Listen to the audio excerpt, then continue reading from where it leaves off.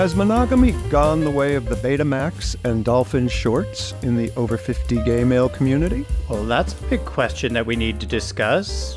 Huge. But first of all, what's wrong with dolphin shorts? I'm wearing mine right now. God, I wish they still made them. I loved those. I miss them terribly. Let it go. Hey, everybody, welcome to No Two Gays About It, the show for the over 50 gay male, all about over 50 gay men, and hosted by two, you got it, over 50 gay men. Hey, I'm Tom Burke. And Michael Foley. And today, apparently, we're going to talk about dolphin shorts, or more importantly, monogamy, and is it still part of our community? So, Michael, where'd this question come from? So at the end of spring, I had a very hot and heavy romance with someone who was going to be leaving the country. And so it was sort of all bets are off and just sort of dove head into it. He challenged my views on open relationships versus monogamy.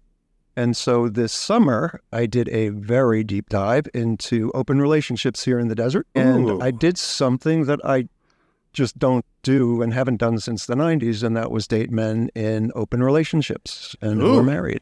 Okay, well, this is getting kind of juicy, and I'm up for this. I know monogamy.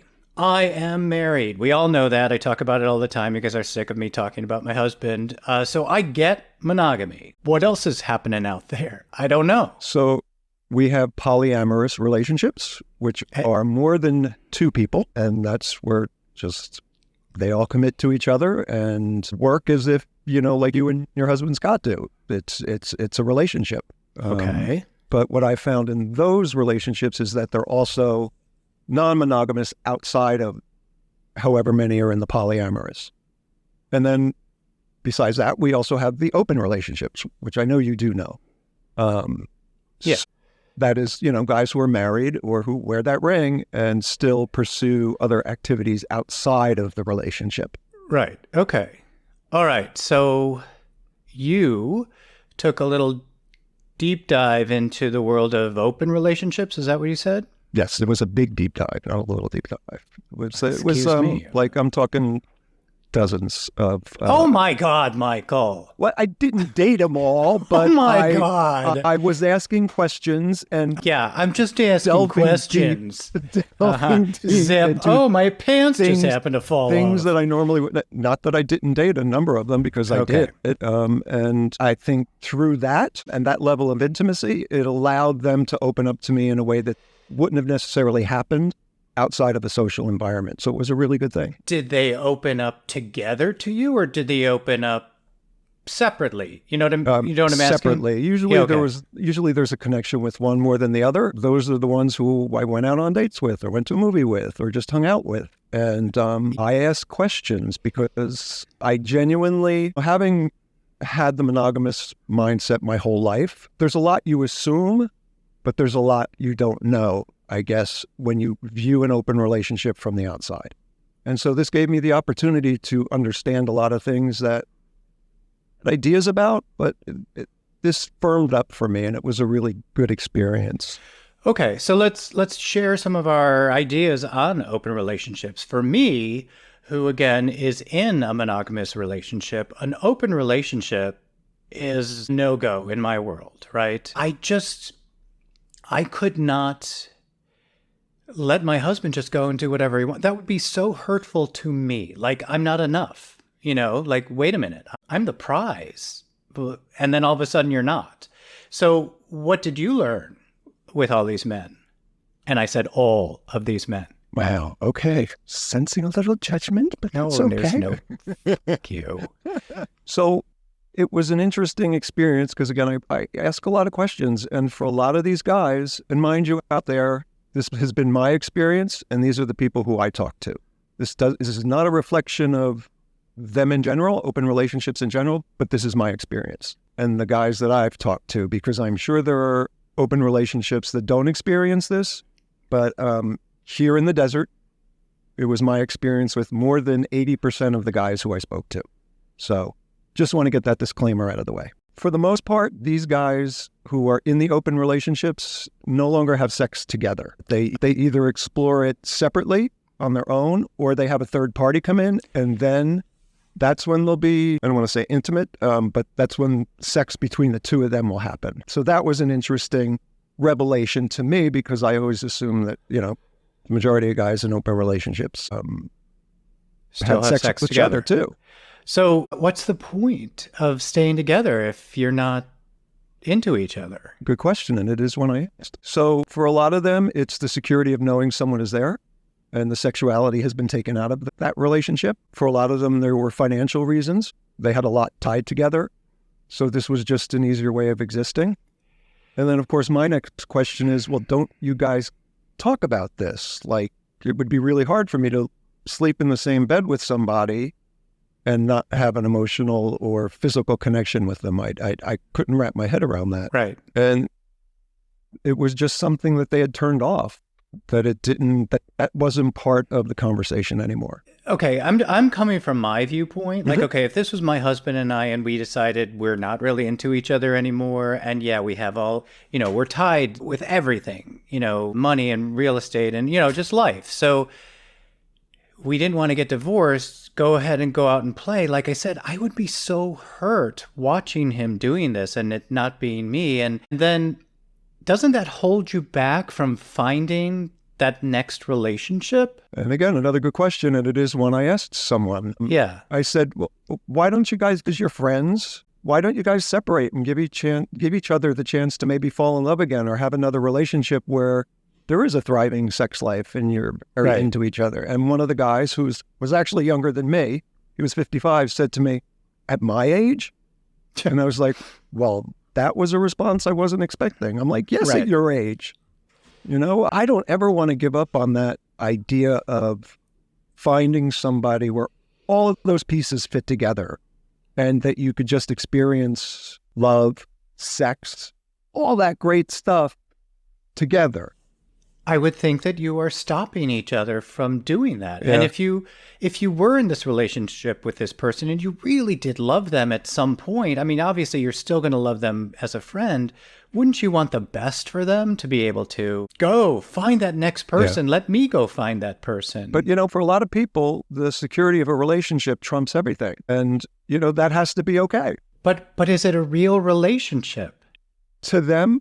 And see, this is one of the things I learned, because, again, viewing it from the outside, sometimes we put judgment on what we perceive. And to step into and understand that for them, that is enough, and that's how they want to stay together, then more power to you. If it's a healthy relationship, even if it's one without sex, I think that's awesome. But unfortunately, what I found also was that there was a lot of stuff that wasn't being confronted. Yeah. It was my experience, and this goes to about 99% of the people who I either spoke to or went out with or had relationships with, that there's one who wanted it more than the other. Right. And so the other one just sometimes goes along for the ride. Because there was one experience I had with these two guys where one just got up and left the room. And I said to his partner, did you want to go check on him? Is he okay? And he went, he does that all the time. It's okay. And what was off-putting for me is that's how I felt. I was like, well, the whole mood has changed and I'm not okay. So I just feel like I have to go, because it felt wrong to me. Wow. To me, if wrong. Okay, I want to make that clear during this entire conversation that this is my experience. I mean, yeah, we get that. I mean, you and I are just having this conversation. Yeah. We're just starting this. Other people are going to join in, but we get it. These are just our opinions about everything as well. But okay, for me, in my circles that I'm in, pretty much everybody is in a monogamous relationship. And there are those few couples that are having problems, and then one guy is going out and playing around and the other guy is drinking way too much because he's so unhappy, and then all of a sudden they break up. Open relationships aren't like open. Nobody's really talking. If somebody's having them, we're not hearing about them. We're just hearing about, everybody's traveling and finances and whatever married couples talk about. All right, so that's the open relationship. Explain to me this poly. And what does poly stand for? It's just more than two people. Did you experience that? It could be three, it could be four. I did experience it, but that was not one that I went more intimately into. It was just one that I had conversation about. And a lot of the dynamic was exactly the same as the open relationship. Yeah. That there really was no difference between it. It's just there was another person. But that other person is permanent. Open relationships, yes. They come and go, permanent. Right? What happened in one of the poly relationships was talking to someone about is that they brought in a third, and within 8 months, the third left with the other partner who wanted the poly relationship. Now, that is something I have seen where it's like, oh, yeah, we're going to be a throuple. And then all of a sudden, the one guy's it feels like it alone. Opens the door for somebody to split. Okay, so back to me, because, it's all about me. I have and anybody who's in a committed, monogamous relationship, especially long-term, as I have, will understand this. It's a lot of work. But it's a lot of work juggling not only my emotions and my moods, but also my husband's emotions and his moods, and trying to juggle them together, and to bring in third or a fourth and then have to deal with another person's whole personality. And oh my God, it would be so much work to me. And again, just to me, when you add in another person, another part of you has to step behind. Yeah. It's like, it's not about you anymore. It's about these 4 people over here. Yeah. And which is kind of the same. Like I said, the dynamic was almost identical, because it's the same in an open relationship where you're stepping aside for however long your other partner is out doing whatever they're doing, or there's a third person involved, right? Right. And I just want to share a couple of these guys. It's something that they shared with me. Because this was one of the people who didn't want the open relationship, but did it because his partner did. And he was talking about the anxiety he experiences when he knows his partner's out doing something. Oh, I could just feel that. I know. But again, it is what they chose. So I had to respect that. But he told me he started smoking again to help him deal with the anxiety. And that's where I went, okay, no, that's probably something that you need to look at or may want to look at, because that's a really unhealthy outlet. It's not like you're going to the gym to sort of, help yourself mentally. You started something really negative to help you deal with anxiety, which is also a negative. It can be a negative experience if you're not coping with it. And he acknowledged it. He was like, I know that this was, but it's what I need to do right now. And I said, I totally get that, because sometimes we do need that bridge to help us, to build that bridge to help us get to the other side and deal with the actual emotion, right? Right. So, okay. So you have experienced, some of these negatives. What are the positives of these open or poly relationships? What did you find? That there is a genuine love between the parties involved, and that is always a great thing. But with the guys who I spoke to and the guys who I was involved with, it felt like they gave something up. And speaking of that, there was a really interesting experience I had with one guy who was the one who wanted the open relationship. And his partner sort of went in dragging his feet. And I asked him, I said, well, if that was the case, why didn't you take his feelings into consideration and try to figure out a middle ground, or you guys just separate? He goes, well, I'm never going to be with anybody who isn't going to allow me to have sex with as many people as I want to when I want to. And I said, he's like, I'm not giving that up. And I said, well, that's fine, but you do realize your partner is giving up that same thing, right? To be with you. And I swear to God, he looked at me like I had 3 heads.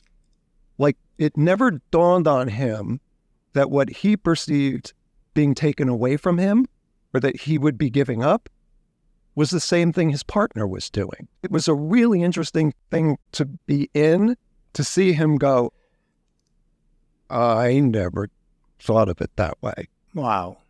Yeah. So again, it was a hell of a summer. Well, apparently. But I want to talk a little bit about monogamy, since that is my world. And you questioned if it even exists anymore. We talked about these poly relationships, these open relationships, that there are pluses and minuses to all of them. Obviously, there are pluses and minuses to monogamy as well. But you, who have now lived this wild and crazy summer of open relationships, from someone in an open relationship, what are their views towards monogamy? Do they feel it doesn't exist? Do they feel that it's a big waste of time or that there's, nothing positive about it? It's a very interesting juxtaposition because I think as much as folks who are in monogamous relationships might judge people who are in open relationships, it was equally as strong on the other side, where it was like there was a lot of, well, if people believe in monogamy, they're foolish, or we're men, that's not how it's supposed to be, or,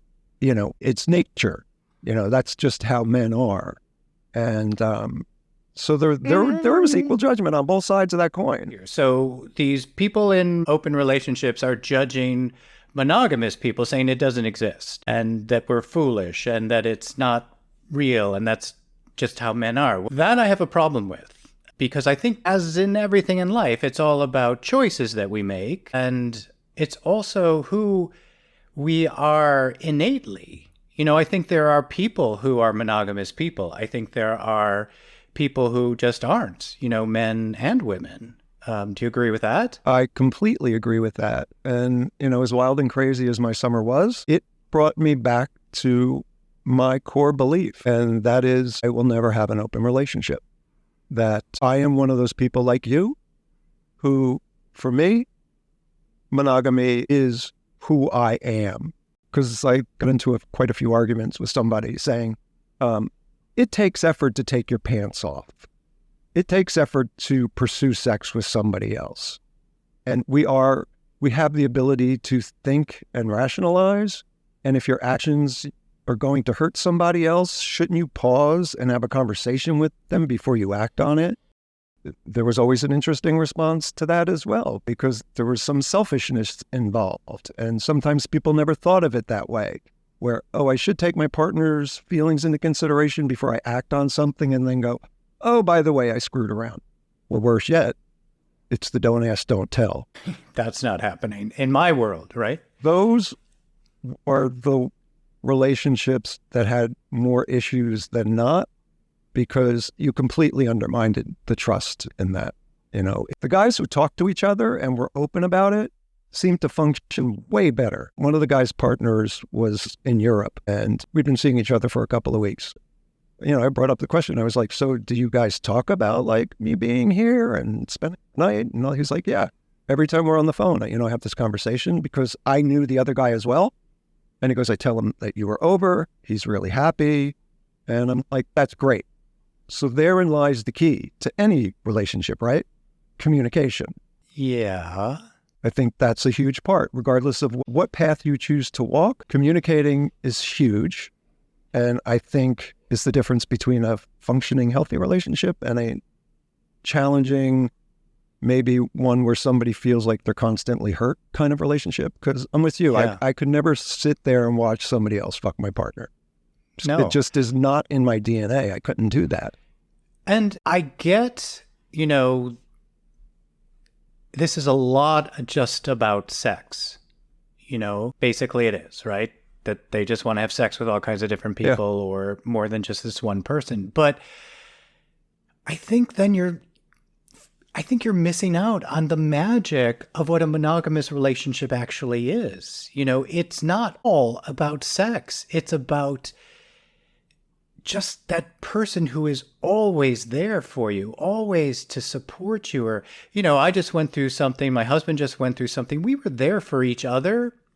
It wasn't about like, oh my God, take your pants off. It's that deep, deep, deep love and support and care for each other. I think that's what's missing, at least from my viewpoint, in these relationships.